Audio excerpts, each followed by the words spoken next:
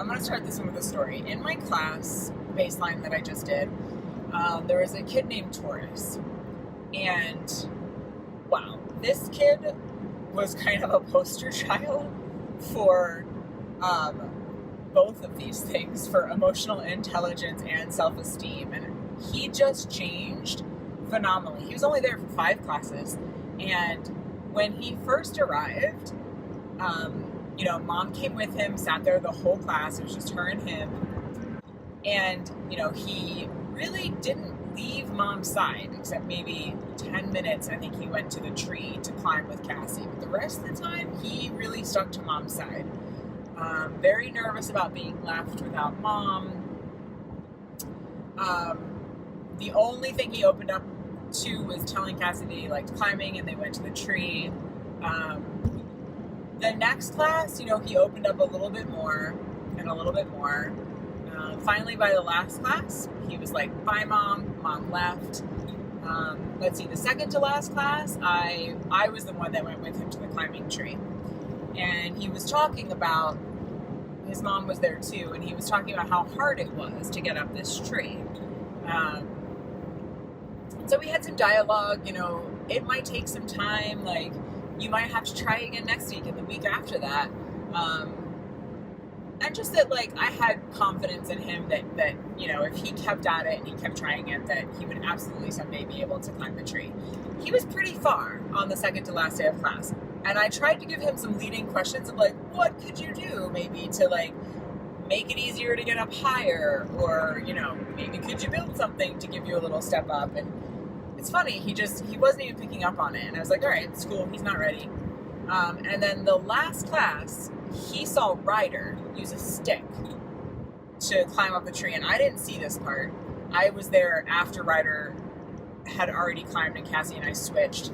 And it was Taurus's turn to climb. And he grabs the stick and he sets it against the tree and he gets up to the first branch. And he was so proud of himself and so excited. It was so much fun to watch. And it didn't matter that he saw someone else do it and then was able to do it. That's part of the learning process, right? Like, he was able to see an example of someone else use a prop to help them get higher up on the tree so that he could get to the first branch. And,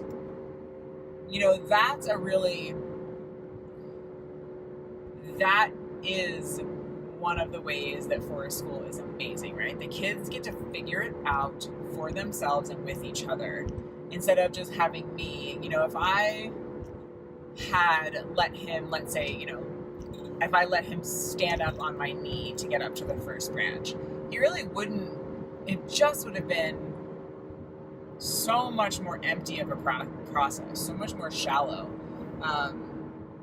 He would not have been so proud of himself. It would not have been the self-esteem boost that it was. Knowing that he did that all by himself, that he learned it and he carried out his plan all by himself, was what made that magical. Not the fact that he did it, the fact that he was able to do it from step A to step D all by himself. Like, that's really where the value is letting kids figure out their own learning path. So much more powerful than feeding it to them. And it's not something that happens overnight. I feel like Taurus was, it happened for him in 5 classes in a couple different ways. I would not expect it to happen quite that fast for other kids. For a lot of kids, you're undoing, especially with the older kids we're going to be looking at, you're undoing repetitive patterns and behaviors that often stop them in their tracks. Whenever Worldmind had kids that were coming from public schools, or something that I witnessed a lot when I was in the public school, is there's a can't attitude about it, about learning in general, that's very hard to break kids of. Getting them to unlearn that there's not a single answer to every question. Getting kids to unlearn that the goal is not to come up with the right answer.